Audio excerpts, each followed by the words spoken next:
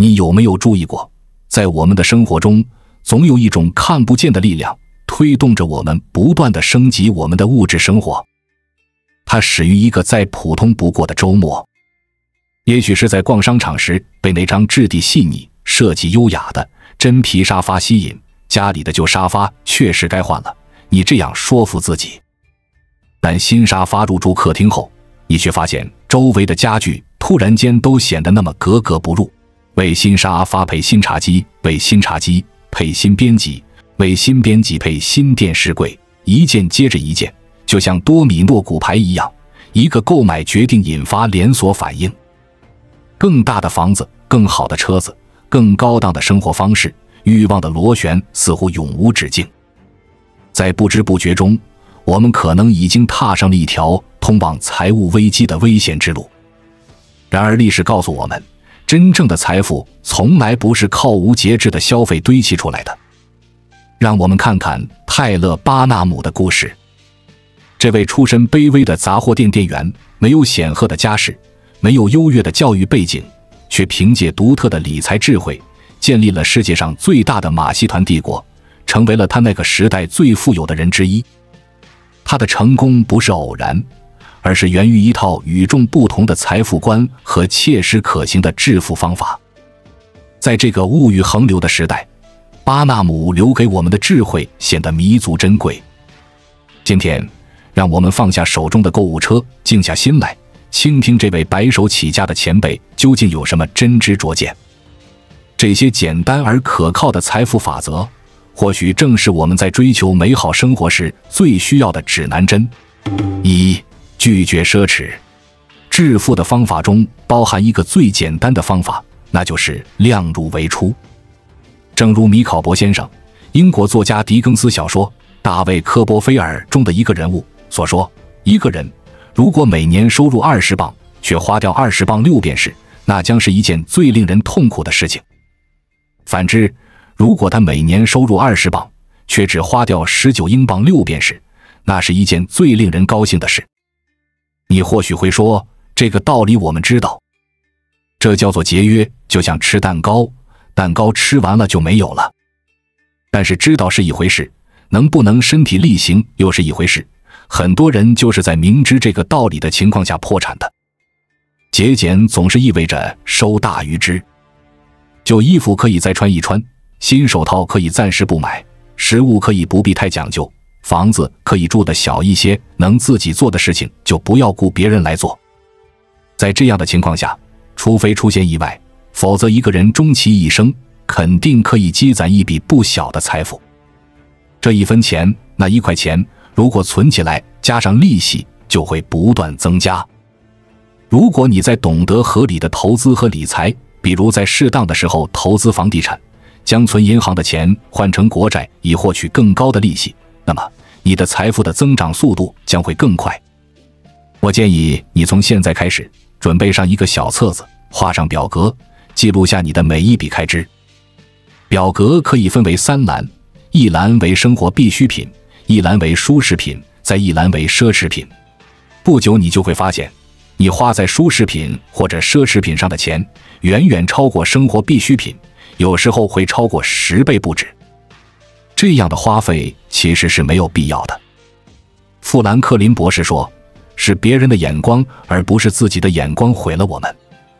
如果世上所有的人除了我都是瞎子，那我就不必关心什么是漂亮的好衣服，什么是华丽的家具了。就算这个世界上根本没有瞎子，你也不必为了愉悦别人的眼光而跟自己的钱财过不去。依靠超过能力的消费来维护面子，打肿脸充胖子的做法是不可取的。一旦事情的真相被揭穿，反而会让人更加瞧不起。这位朋友不再做这样的傻事了，可是还有许多的朋友每天都在重复做着同样的傻事。比如买了一件新衣服，于是要配上相应的项链、手表、手提包、相应的裤子、皮鞋，然后要更换相应的车子，再往后要上符合身份的饭馆。这样的消费是没有穷尽的。就算是一个本来很富裕的人，以这样的方式去消费，也很快就会将家财当尽，就像我那位朋友那样。何况有些人本来就不太富裕。2. 小心为消费负债。在这个及时行乐的时代，超前消费似乎已经成为一种流行的生活方式。刚刚开始独立生活的年轻人尤其要小心避免无谓的债务。负债就像看不见的枷锁，会悄然剥夺一个人的自尊，甚至让人开始鄙视自己。当债主频频上门讨债，而你却无力偿还时，那种无助与羞耻感会让你逐渐失去尊严，变得满嘴谎言，最终沦为一个不折不扣的无赖。这让我想起一位年轻的程序员小王的故事。刚入职场的他，月薪1万出头，却被周围炫耀式的消费氛围所裹挟。为了在朋友圈中获得存在感，他先后办理了多张信用卡，并在各个消费贷平台注册账号。新款手机、奢侈品包包、高档餐厅，他的生活表面上光鲜亮丽，背地里却是层层叠加的债务。最终，当月供总额超过工资 80% 时，他不得不向家人坦白，靠变卖所有奢侈品和家人的援助，才勉强走出债务深渊。曾经有位乡下富翁教育儿子说：“约翰，千万别去赊账，非赊不可的话，就去赊点粪肥，他们可以帮你还账。”这看似粗俗的话语里，其实蕴含着深刻的智慧。如果非要负债，也应该是为了投资和创造价值，而不是单纯的消费。在当今社会，债务可以粗略分为3类：一、投资性负债，如创业借款、购买能带来收益的资产等；二、发展性负债，如教育贷款、技能提升培训等；三、消费性负债，如购物分期、消费贷、信用卡超前消费等。在我们进一步探索之前，我们有一个激动人心的消息要告诉大家，我们已经开通会员功能了。现在您可以加入我们的会员大家庭，享受会员专属影片和更多独家内容。别忘了关注才知道，并点击小铃铛，我们将继续揭示更多关于金钱的真相，祝你迅速实现财务自由。明智的人会懂得，第一、二类债务尚且可以谨慎考虑，而第3类债务则要坚决避免。因为投资性和发展性负债往往能创造出还款的来源，而单纯的消费性负债只会让你陷入更深的财务困境。现在的年轻人常常被各种借贷平台诱惑，零首付、零利率、慢慢还等诱人的广告语充斥着我们的生活。然而，这些看似便利的金融工具背后，往往隐藏着陷阱。高额的逾期费用和违约金，复杂的费率计算方式，各种隐性收费项目，步步紧逼的催收手段。有些人为了奢侈消费而负债，为了一件裘皮大衣，为了一辆更好的车子而贷款，这在我看来都是极其愚蠢的行为。当你的工资卡余额见底，各路债主的催收电话此起彼伏时，你就会明白，原来量入为出的生活是多么幸福，简朴的日子也能充满甜蜜的滋味。3. 警惕未安买马，消费的连锁反应有时会让人始料未及。我有一位十分富有的朋友，在硅谷科技行业打拼多年，凭借一次成功的创业项目收获了人生第一桶金。在公司成功出售后，他决定好好犒劳自己，给自己的居所来次彻底的改造。一切从一个意大利进口的手工定制沙发开始。这款沙发出自米兰顶级家具设计师之手，采用限量版图案的真皮面料，加上纯手工打造的橡木框架，光是这个起点就花去了3万美元。但在他看来，这笔支出完全值得，毕竟这代表着他终于迈入了人生的新阶段。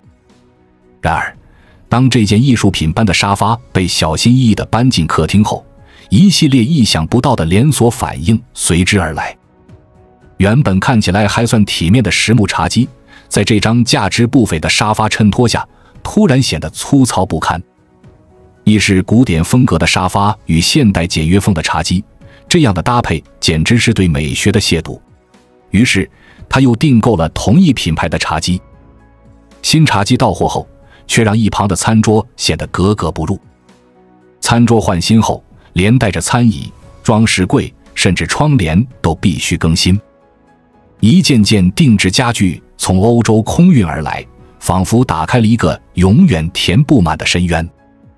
最讽刺的是，当所有家具都焕然一新后，他们却发现自己居住的这栋90年代建造的房子才是最大的违和感来源。全面装修，那怎么够？他的室内设计师这样说道：“您的品味值得一个更好的居所。”就这样，一栋布局考究、融合了现代美学与古典元素的全新别墅在原址上拔地而起。大理石、实木、黄铜装饰艺术品，每一处细节都经过精心设计，力求与那张旗舰级沙发相得益彰。说来可笑，我的朋友后来回忆道，本想买个沙发犒劳自己，结果这一买就像推倒了第一块多米诺骨牌，前前后后加起来，光是硬件投入就花了将近30万美元。更要命的是后续维护，每年光是清洁保养、定期护理这些高端家具和房屋就要花掉11万美元。保姆、园丁、保安一样都少不了。他停顿片刻，眼神中带着几分感悟，想想真是讽刺。在此之前，我住的房子虽然普通，家具也不够精致，但每年花个几千美元就能过得舒舒服服。现在住进了梦想之家，却要被各种维护费用和细节困扰。那张沙发差点将我推向破产边缘，要不是及时醒悟，又得到朋友的帮助做了几笔稳健的投资，恐怕就真的坐上了过山车。这让我明白，节制欲望才是最重要的。现在的我，宁愿将多余的钱用于投资理财，也不愿重蹈覆辙了。4. 付出总会有回报。每个人的一生中都会遇到那些特别疲惫、特别困难的时刻。也许你正在创业，整日为融资发愁；也许你在拼命考研，每天只能睡4-5个小时；也许你在艰难的转行，既要养家又要自学新技能。在这样的时刻，拖延症总是最容易找上门的老朋友。但请记住，不论你有多么辛苦，也不管你有多么疲劳，都不要把应该现在做的事情推迟，哪怕只是推迟1小时。时间就像指缝中的细沙，看似微不足道的1小时，累积起来却可能改变一个人的命运。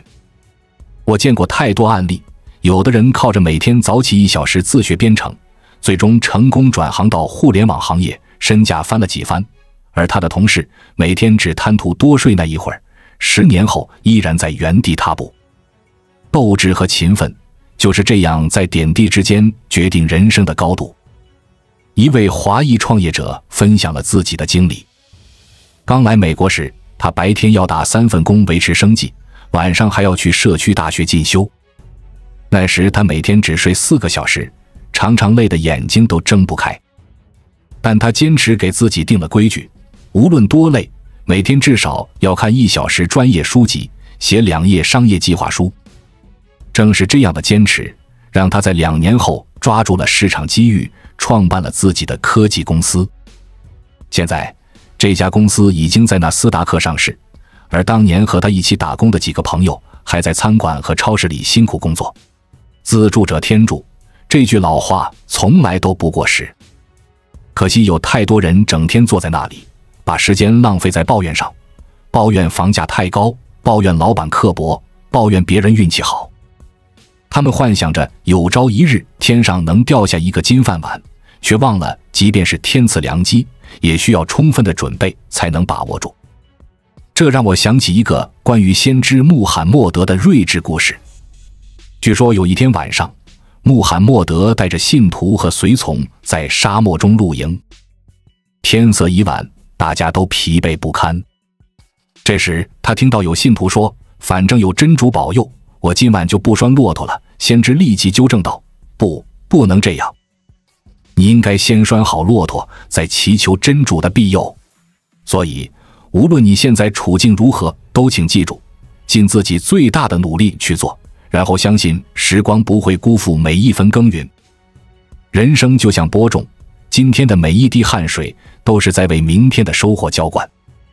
那些看似枯燥的坚持，终将在未来某个时刻绽放出令人惊艳的光彩。5. 别老想着花别人的钱。有个年轻人走路干活都显得懒洋洋的。有一次我问他，你为什么一天到晚老是一副无精打采的样子呢？那个年轻人读过书，受过很好的教育，有很高的学历。他说，我受那么多的教育可不是为了最后来给别人当伙计的，我得自己干，自己当老板。我说，这很好呀，那你为什么不从现在就开始自己干呢？他说，我没有启动资金。那么你这样就会有启动资金了吗？我在等待。你在等待什么？等待我的启动资金。接着他就告诉我，他有一个年迈的姨妈，非常有钱，他没几天好活的了。要是他不能够马上就死，那我会再去找其他一些富有的老家伙，他们会借给我几千块钱，那样我就可以开始了。只要拿到启动事业的资金，我一定会干好的。他怎么会有这样的想法？我真是不敢相信。别说他这样是否真的能够拿到事业的启动资金，就算是拿到了，我也不相信他能够干好。没有经过磨难得到的资金是不牢靠的，这就是钱来得快去得也快的道理。在这样的情形下，他并不会知道金钱的真正意义，金钱的真正价值。没有自我约束、纪律、节俭、耐心、毅力，总是指望着以别人的钱而不是自己的积累去开创一番事业，这样的心态是可怕的，也不可能获得成功。这位年轻人所指望的那些老人，比如他的那位姨妈，是如何获得成功的？据我所知，在我们国家富裕的老人中，10个有9个是穷孩子出身，白手起家。他们依靠的是自己坚定的意志、决心、努力、执着、节俭以及良好的习惯才获得成功的。在他们渐渐发迹的过程中，他们将钱小心地积攒下来，才成就了他们晚年的富裕。这也是积累财富的最好方法。不要指望天上掉馅饼，不要老想着花别人的钱，己所不欲，勿施于人。这是我对这位年轻人的忠告。6. 集中所有力量。在这个信息爆炸的时代，多元化似乎成了一个褒义词。人们都在追求斜杠青年的生活，好像不同时经营几份事业就会错过机会。然而，真正的成功者都懂得一个道理：执着地敲打一只钉子，使劲地敲，直到它最后钻得很深很透，这才是最稳妥的成功之道。让我分享一个在深圳电子市场打拼的年轻人的故事。小李最初和很多年轻人一样，看到什么项目都想尝试。手机配件、电子产品、跨境电商，他同时经营着3、4个摊位，每天在不同的市场之间奔波。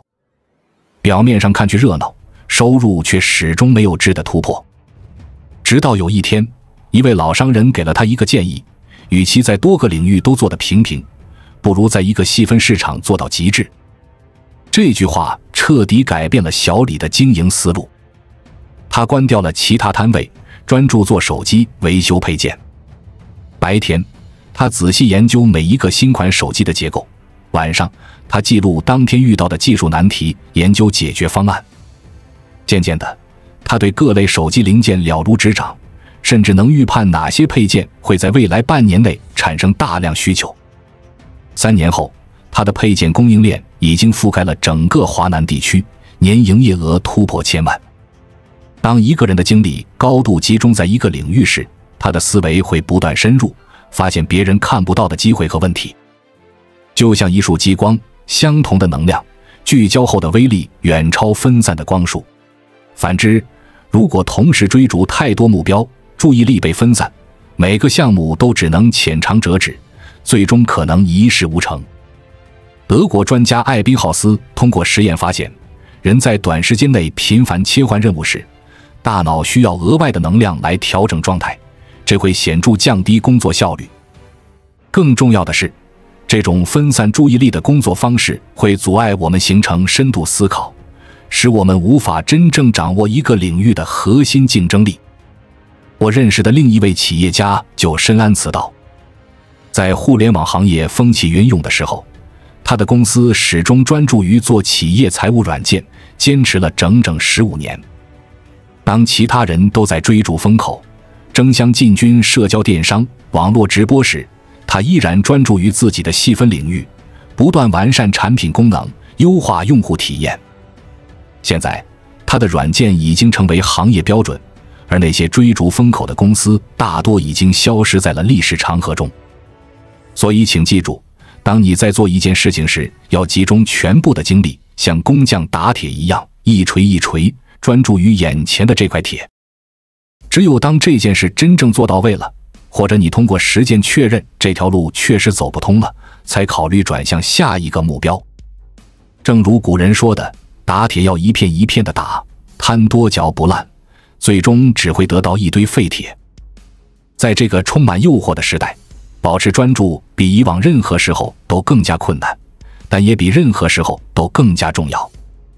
找到自己的钉子，然后一锤一锤，坚持不懈地往深处敲，这样的人生态度终将会在某个领域开花结果。7.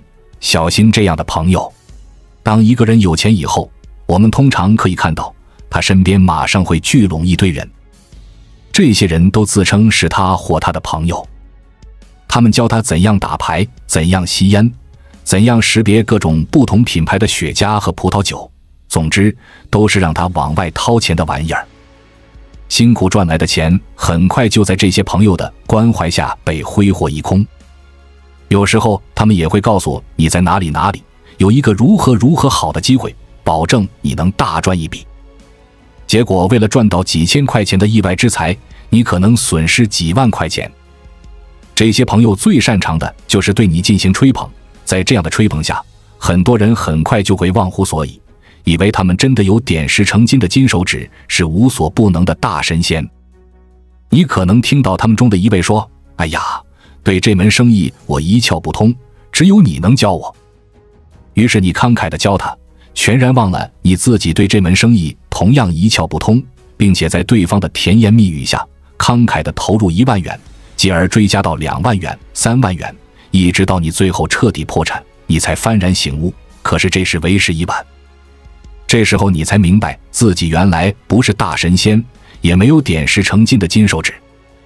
过去的那些亲密朋友，这时候却一哄而散，只留下你一个人在那里孤孤单单地品尝失败的滋味。这样的事情我见得已经太多了，而且相信今后还会见到更多。千万不要糟蹋自己辛辛苦苦赚来的金钱。当你有钱了才来到你身边的朋友，紧紧跟随你的朋友，将你夸得跟朵花似的朋友，而在你没钱时，在你被发迹之前踪影不见的朋友，都不是真正的朋友。你要小心这样的朋友。8. 不要吹牛。有些人身上有许多愚蠢的习惯，其中有一项就是吹牛。钱还没有赚多少，就到处乱吹，百万富翁吹成千万富翁，千万富翁吹成亿万富翁。他们这样做非但不会有什么收获，反而时常会让他们陷入无可奈何的窘境。到时候有人求你借钱怎么办？你借还是不借？有人要求你超出你能力的捐献赞助怎么办？你是捐还是不捐？所以以我的经验，千万不要吹牛，吹牛有百害而无一利。从小的说，吹牛可能使你丧失名誉，严重一点，你可能无端地为自己的事业制造许多的障碍，而这些障碍本来是不应该存在的。9. 保持正直的操守。正直操守比钻石和金钱更珍贵。有个老迈将死的吝啬鬼对儿子说，一定要去赚钱，能诚实的赚钱就赚诚实的钱，不能的话也要赚钱，无论如何就是要赚钱。这个建议不仅邪恶无比，令人厌恶，而且集中体现了愚蠢的精髓。实际上他就好像在说，如果你觉得诚实挣钱不那么容易的话，那不诚实的钱赚起来倒不难，那不妨去赚不诚实的钱吧。可怜的蠢家伙，他并不知道生活中最难的事莫过于不诚实的挣钱。一个不诚实的人在商场上根本就藏匿不了多久，很快就会被人发觉，而一旦被人发觉，那么通向胜利和成功的大门就将对他关闭。对于这样一个没有原则、不择手段的人，人们不得不心存疑虑，担心受骗上当，担心和他来往会玷污自己清白的名声。生活中总会有各种诱惑推动我们走向非理性消费的深渊，但巴纳姆教给我们的这些财富法则，不仅是关于如何赚钱和保持财富，更是一种睿智的人生哲学。他告诉我们，真正的富足不在于外在的物质堆砌，而在于内心的节制与智慧。每个人都可能经历过那种冲动消费的时刻，为新纱发配新茶几，为新茶几换新装修。但当我们学会用理性的眼光审视自己的消费行为，就会发现，简单而有序的生活往往能带来更持久的幸福。正如巴纳姆所言，财富的积累是一个循序渐进的过程，它需要我们保持正直的品格，培养节俭的习惯，远离投机取巧的诱惑。在这个物欲横流的时代，与其在消费的漩涡中迷失自我，不如静下心来，一步一个脚印，踏踏实实地走向真正的财务自由之路。关注我，我是才知道，带你解锁更多金钱的真相。